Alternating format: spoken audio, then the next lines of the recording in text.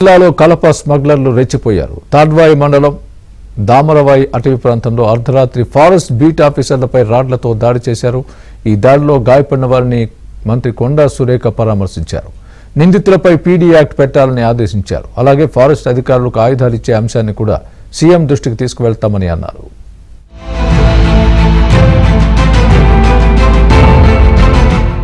ములుగు జిల్లాలో కలప అక్రమ రవాణా చేస్తున్న ముఠా, పోడు భూముల పేరుతో అడవులను నరికివేస్తున్న ముఠాలు పేట్రేగిపోతున్నాయి. దామరవాయి ఫారెస్ట్ లో పొక్లైనర్ తో చెట్లను పెకిలిస్తున్న ముఠాను బీట్ ఆఫీసర్లు అడ్డుకున్నారు.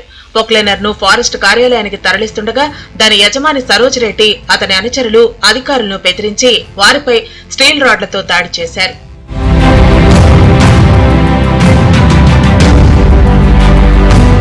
స్మగ్లర్ల దాడిలో గాయపడిన forest section officer Vinod Kumar, forest beat officer శరత్చంద్రను అటవీ శాఖ మంత్రి కొండా సురేఖ పరామర్శించారు. వారితో మాట్లాడి క్షేమ సమాచారంతో పాటు దాడి జరిగిన తీరును అడిగి తెలుసుకున్నారు. నిందితులపై పీడీ యాక్ట్ నమోదు చేయాలని ఎస్పీని ఆదేశించారు. అడవులను కాపాడే ఫారెస్ట్ సిబ్బందిపై దాడిని తీవ్రంగా ఖండిస్తున్నామన్నారు. ఇలాంటి ఘటనలు మళ్లీ జరగకుండా చర్యలు తీసుకుంటామని చెప్పారు. ఫారెస్ట్ ఉద్యోగులకు ఆయుధాలు ఇచ్చే అంశం సీఎం దృష్టికి తీసుకువెళతామని మంత్రి స్పష్టం చేశారు. పీడీ యాక్ట్ పెట్టి అతన్ని నాన్ బెయిలబుల్ సెక్షన్ కింద లోపలికి పంపించాల్సిందిగా కోరుతా ఉన్నాము. ఎందుకంటే అడవి అనేది మనకు తల్లి లాంటిది. ఈరోజు అడవి లేకపోతే వన్యప్రాణులు లేవు, ఈరోజేమో మన ఆరోగ్యము లేదు.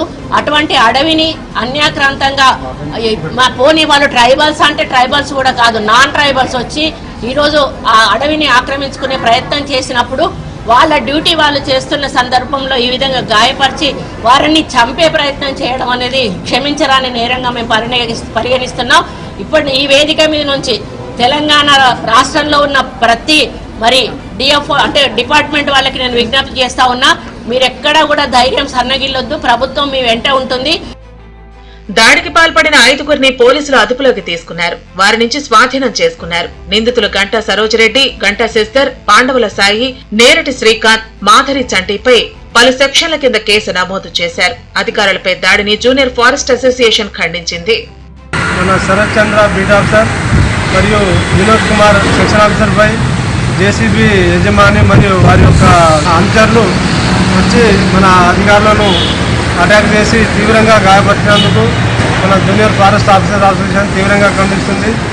దీనిపై తదుపరి చర్య నిమిత్తం అధికారులను మరియు పోలీసు కలెక్టర్ను వాళ్ళ యొక్క దృష్టికి తీసుకొచ్చి తదుపరి కార్యాచరణను కూడా మేము ప్రకటిస్తామని. ఫారెస్ట్ అధికారులపై స్మగ్లర్ల దాడి ఇప్పుడు జిల్లాలో సంచలనంగా మారింది. ఇప్పటికైనా పోడు భూముల పేరుతో విలువైన చెట్లను నరికి కలప స్మగ్లింగ్ కు పాల్పడుతున్న ముఠాలను అరికట్టాలని స్థానికులు కోరుతున్నారు.